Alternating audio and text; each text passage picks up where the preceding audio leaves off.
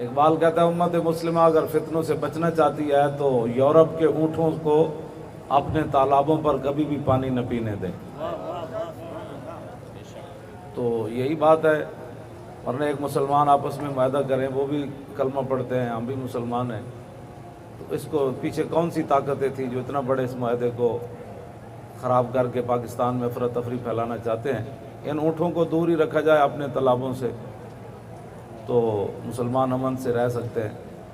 اب تو کسی کو بچے یاد نہیں آئے، 101 حافظ قرآن، آپ ان کی تصویریں دیکھیں تو آپ چیخ پڑیں گے، معصوم بچے پگڑیاں باندھ پر بیٹھے ہیں خوشی سے کہ آج ہم حافظ بن گئے ہیں۔ وہ تو ایٹم بم نہیں بنا رہے تھے، تو ان کو شہید کر دیا گیا۔ اب تو کسی کو تکلیف نہیں ہوئی، اب انسانیت بھی کوئی نہیں، کیونکہ وہ 101 بچے جو حافظ قرآن تھے، پوری دنیا میں ان کا ایک بھی محافظ نہیں ہے۔ بلیوں کے محافظ ہیں، چھپکلیوں کے قانون ان کے محافظین ہیں، حیوانوں کے لیے محافظین ہیں، لیکن 101 حافظ قرآن کا کوئی محافظ نہیں ہے دنیا۔ تو آپ سمجھیں ان باتوں کو۔ اقبال کہتا ہے در جنیوا چیز غیر از مکر و فن، سہ توئی میشوا نخچیر من۔ اقبال کہتا ہے کہ وہاں تجھے اقوام متحدہ سے امید ہے، کہتا ہے وہاں سارے چور اور فسادی بیٹھے ہیں، وہاں یہ فیصلے ہوتے ہیں کہ تو اس کو بھیڑ کو پکڑ لے، میں اس بھیڑ کو پکڑ لیتا ہوں۔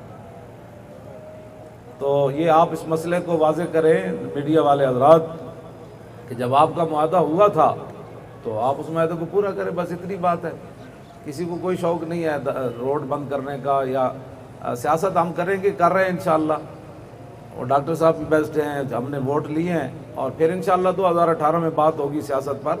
اس کا سیاست سے کوئی تعلق نہیں ہے، تو معاہدہ ختم نبوت اس کو پورا کیا جائے۔ اب انہوں نے تھوڑی سی مہلت مانگی ہے تو ہم نے ان کو دے دی ہے۔ فساد تو ہم نہیں چاہتے، نہ دنگا چاہتے ہیں، نہ ملک میں افراتفری چاہتے ہیں، نہ یہ ہے کہ کسی سے کوئی ہمارا ٹکرانے کا مقصد ہے۔ ملک ہمارا ہے، ہماری عزت اسی سے وابستہ ہے، آپ کی بھی اسی سے وابستہ ہے، اور ہمارا امن اور سکون بھی اسی سے وابستہ ہے۔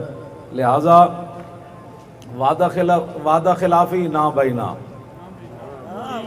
وعدہ خلافی نہ بینا، وعدہ خلافی نہ بینا، وعدہ خلافی نہ بینا، اے شلنگ ولنگ اے رات کا چھاپا نہ بینا، کشمیر بنے گا پاکستان، پاکستان کا مطلب کیا؟ لا الہ الا اللہ محمد رسول اللہ۔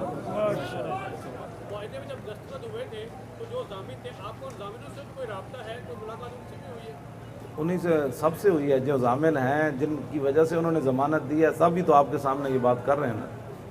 جنرل فیض صاحب سے کوئی ملاقات ہوئی ہے کہ اس پہ عمل درآمد کریں؟ ہماری جو ہے نا مذاکراتی ٹیم، ان سے ان کے بندے بات کر رہے ہیں، مذاکراتی ٹیم کس کے ساتھ بات کر رہی ہے ان کی سطح پر؟ دونوں سے، جنہوں نے معاہدہ کروایا تھا ان سے بھی، اور جن کی وجہ سے معاہدہ ہوا تھا ان سے۔ ایک تو نام لے دیں کنہوں نے معاہدہ کرایا تھا؟ وہ لکھا ہوا ہے نا جی، کمال ہے، یہ کوئی چھپی ہوئی بات تو نہیں ہے، وہ ساری دنیا کے سامنے معاہدہ ہے۔ اور حکومت پر کس سطح پر مذاکرات ہو رہے ہیں؟ حکومت کے ساتھ حکومت کے کون سے حکام گزرا؟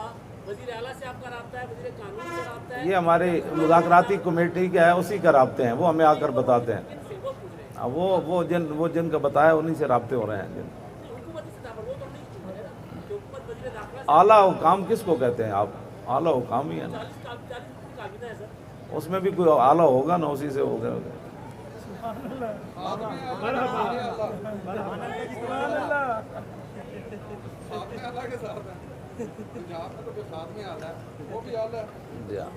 اچھا، اس چیز کی کیا گارنٹی ہے جی؟ ابھی آپ کے ضامن ساتھ ہیں اور جو ضامن ہیں وہ بھی مذاکرات کے اندر شامل ہیں، انشاءاللہ ہو گئے نا ان کو۔ جو ضامن جو ہیں وہ اب بھی آپ کو ضمانت دیتے ہیں، آپ چلے جاتے ہیں، اس پہ پھر عمل نہیں ہوتا اور آپ کو کہتے ہیں ممنوع عمل ہو، پھر کیا کریں گے؟ پھر آپ دوبارہ پھر گھوڑا حاضر میدان حاضر۔